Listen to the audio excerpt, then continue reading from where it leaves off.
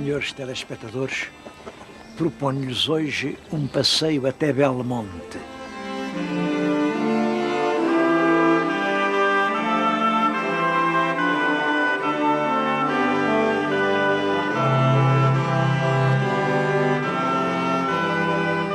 Belmonte é uma terra notável, pelo menos por 3 razões. Claro que a primeira é Cabral.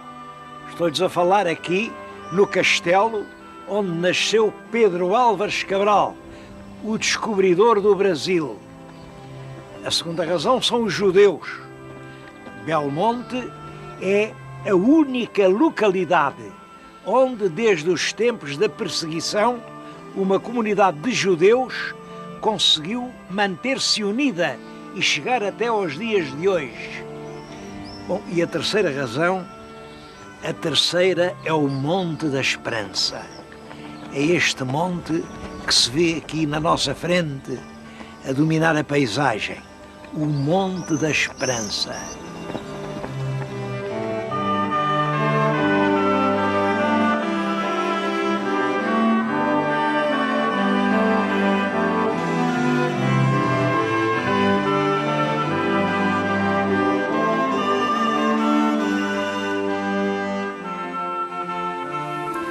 Esta visita a Belmonte esteve projetada no ano passado, no ano 2000, porque era em 2000 que fazia 500 anos que um jovem nascido aqui, Pedro Álvares Cabral, descobriu o Brasil.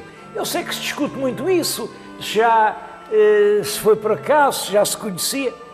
Uma coisa é indiscutível. É com a viagem de Pedro Álvares Cabral que essa grande nação, que é o Brasil, entra na história da humanidade. Até aí ninguém sabia que havia Brasil. Nunca ninguém tinha falado em Brasil. Bom, e eu pensei em vir aqui, a Belmonte, a este lugar. Eu estou-lhes a falar encostado à campa dos pais do herói que descobriu o Brasil. Estão aqui os despojos fúnebres do pai e da mãe de Pedro Álvares Cabral. Portanto, estou hoje aqui, de certo modo, a cumprir uma dívida. A minha dívida para com Pedro Álvares Cabral. Além está uma urna de granito, que aquela urna é simbólica, porque é moderna, porque Pedro Álvares Cabral, como toda a gente sabe, está sepultado em Santarém. As autoridades de Santarém cederam uma parte pequenina, só simbólica, dos despojos fúnebres do descobridor do Brasil para estar aqui presente neste edifício que é o Panteão dos Cabrais. A toda a volta estão túmulos de pessoas relacionadas com Pedro Álvares Cabral.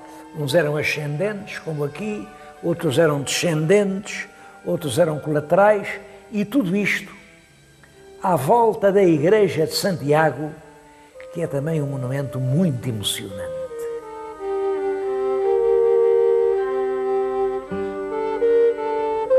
Esta Igreja de Santiago é muito antiga, é quase tão antiga como Portugal. Últimos anos do século XII, primeiros anos do século XIII, portanto, reinado do rei Dom Sancho I. Quem reparar, por exemplo, nos capitéis do altar-mor, nota perfeitamente essa antiguidade. Mas eu vim aqui, não foi por causa da igreja mais antiga, foi por causa desta capela da Senhora da Piedade, mandada fazer por uma ascendente, uma tetravó do Pedro Álvares Cabral.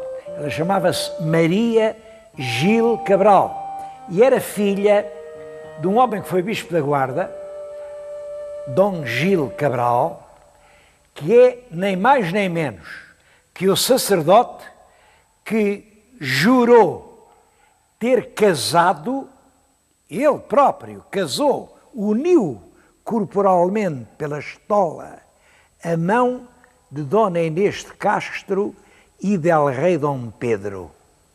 Ele fez esse juramento, jurou que os casou numa manhã de dezembro em Bragança. E os Cabrais nunca mentiam. Se Dom Gil Cabral jurou que os casou, é porque realmente os casou. Bom, depois, é claro, a política dá muita volta, e ela diz, não cousa nada, isso é uma mentira, não sei o quê. Vem lá o João das Regras, faz aquele discurso. E o Gil Cabral, já então bispo da Guarda, pede à filha que aqui na igreja de Belmonte faça um altar em honra de Senhora da Piedade. A filha faz este altar realmente impressionante. É uma peça de granito, um monolito de granito do século XIV, representa uma mãe com o filho agonizante nos braços. É muito impressionante para mim que a cabeça do filho morto é muito parecida com aquela cabeça que está na esquina, a cabeça de Dom Gil Cabral, que lá está ele entre as armas dos Cabrais.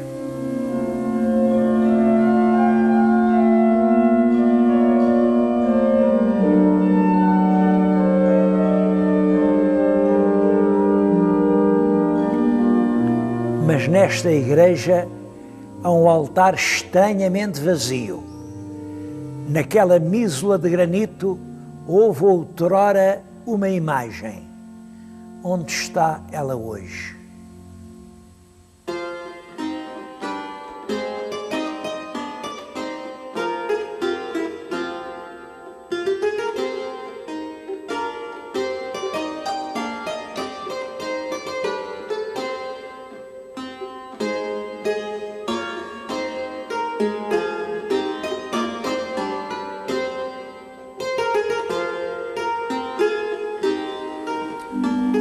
A imagem está agora na nossa frente, é Nossa Senhora da Esperança, uma imagem do século XVI.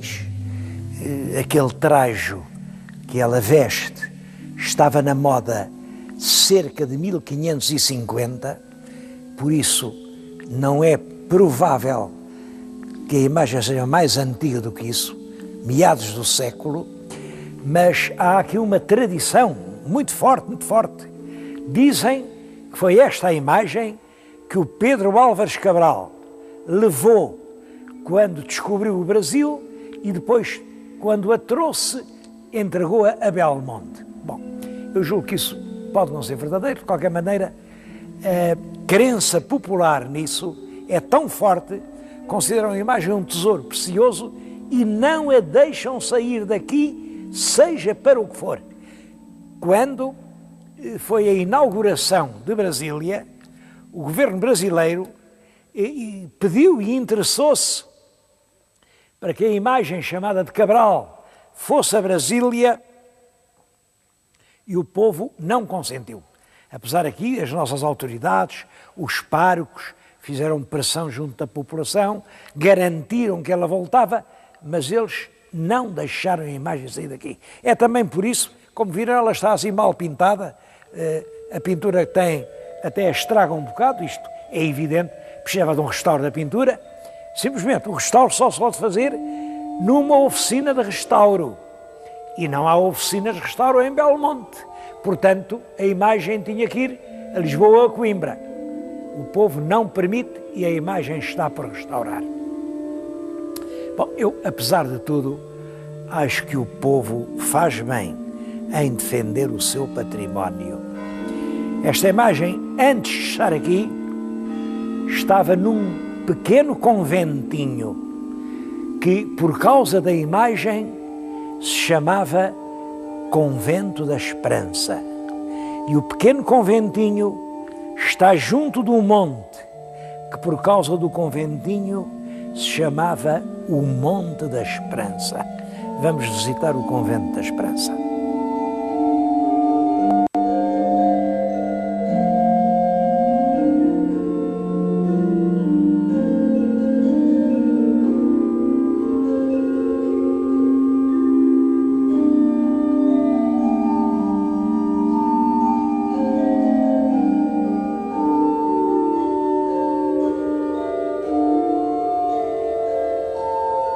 conventinho é este.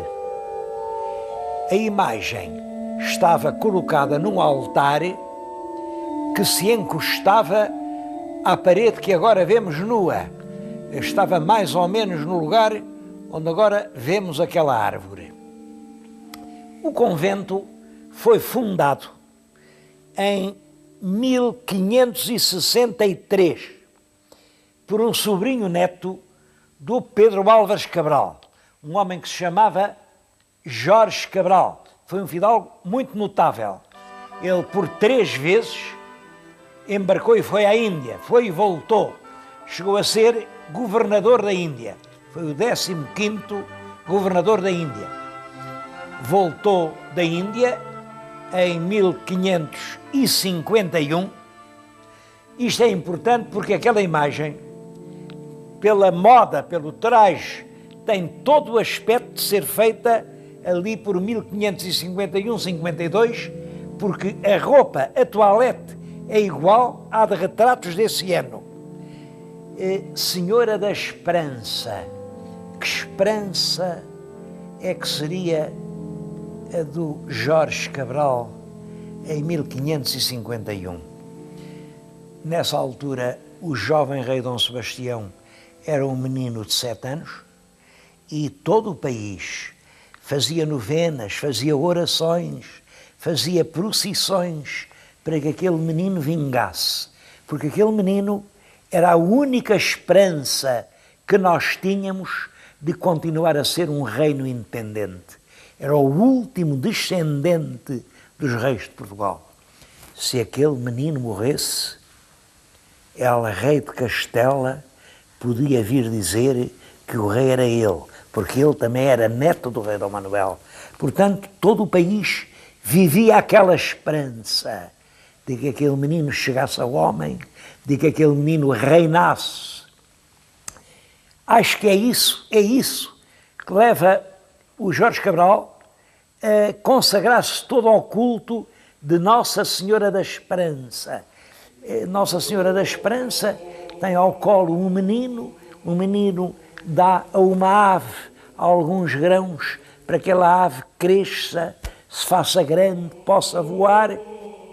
E o próprio Jorge Cabral, em 1563, manda fazer o convento de Nossa Senhora da Esperança.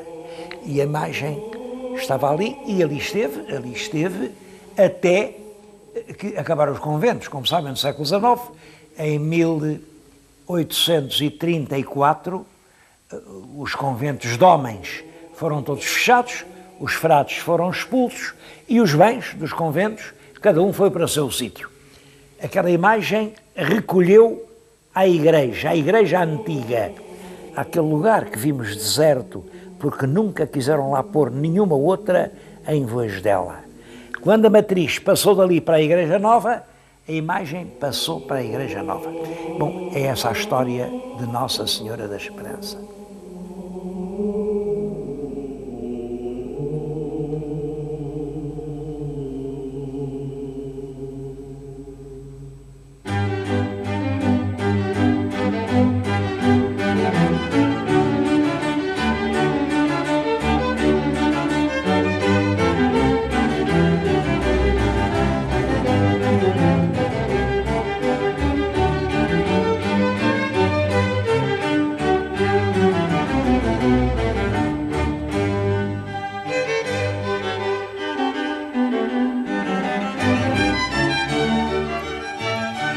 Os frades foram-se embora e o convento começou a sua lenta ruína.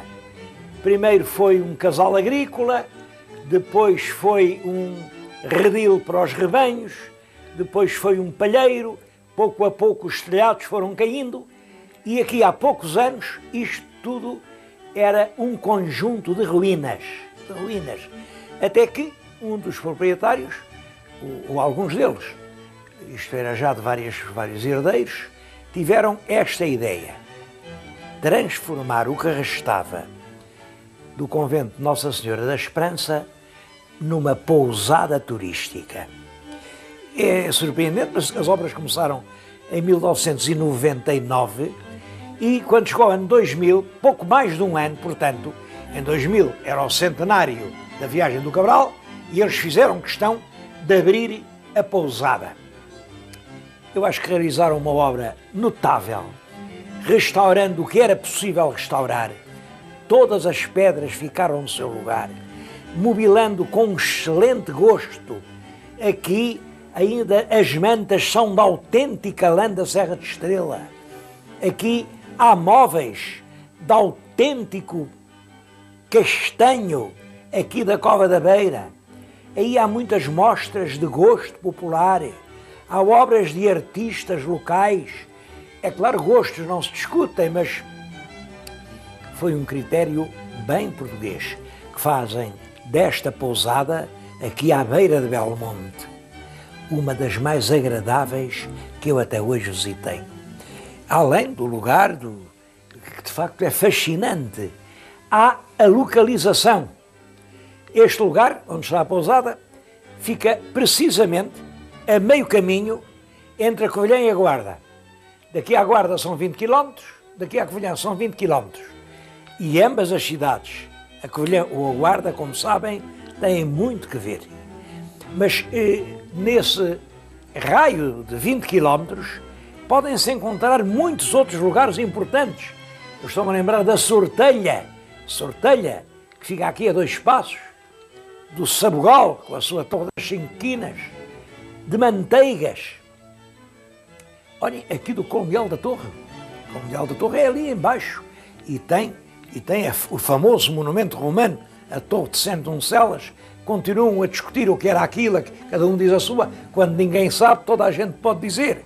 Bom, mas agora nas últimas explorações apareceram lá amostras de estanho com 96% de teor, quer dizer, daquele mineral 96% era estanho, portanto metal quase puro, o que me parece que vem confirmar inteiramente aquela ideia que eu aqui disse, quando lhes mostrei a Torre de Centoncelas, que aquilo era a residência fortificada de um empresário de explorações mineiras, que são aqui, também aqui junto, a 2 passos.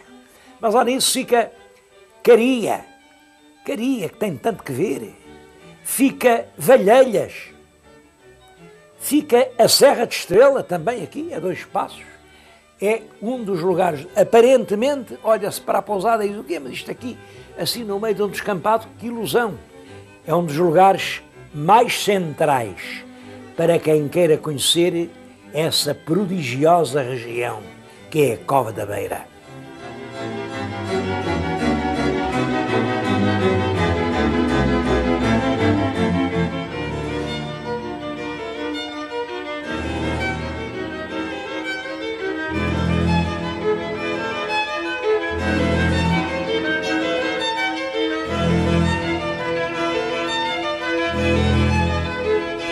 Venho concluir o programa no pico mais alto do Monte da Esperança.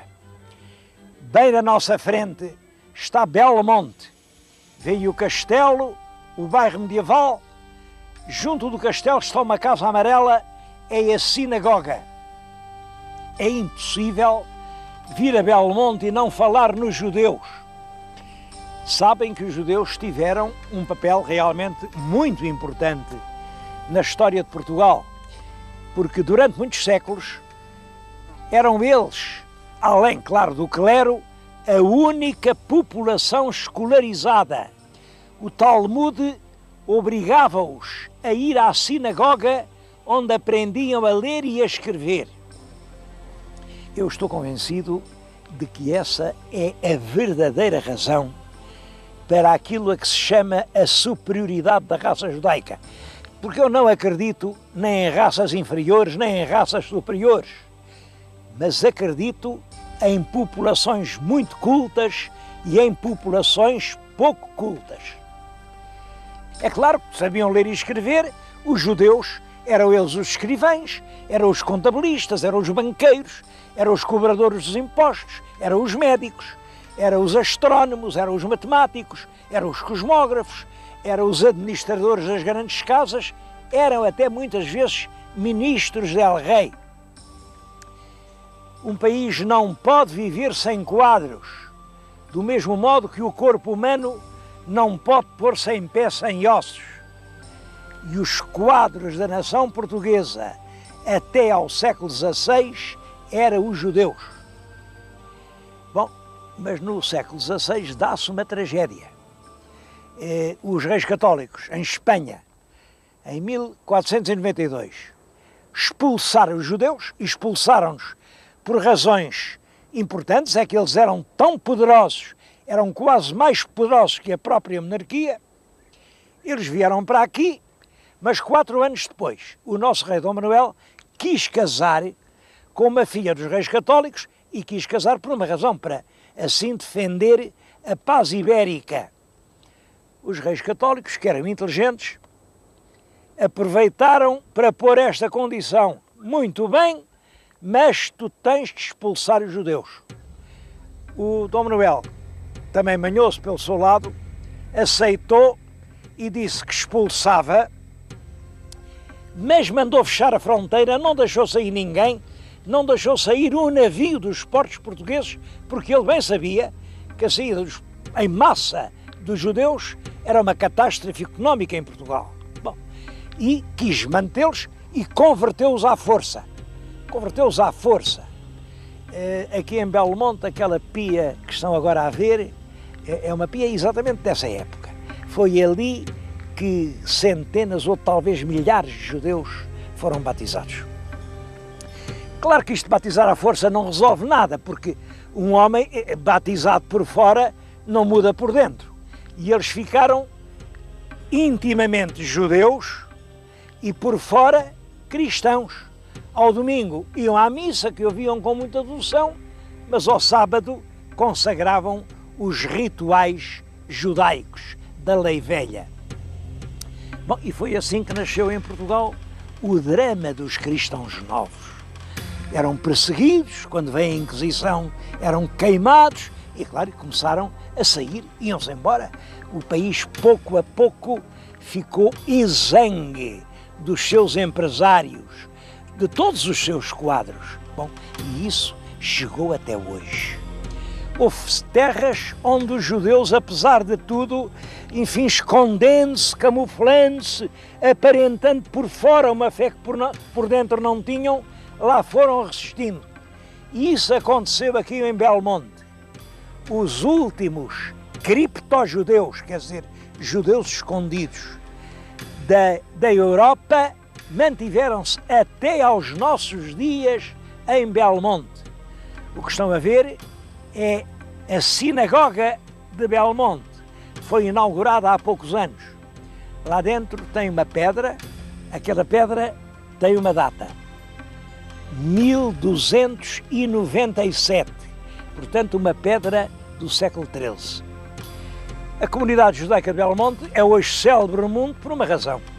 Foi de todas a que resistiu mais tempo e desencadeia um grande movimento de interesse. Muita gente vem a Belmonte só para ver aquela sinagoga.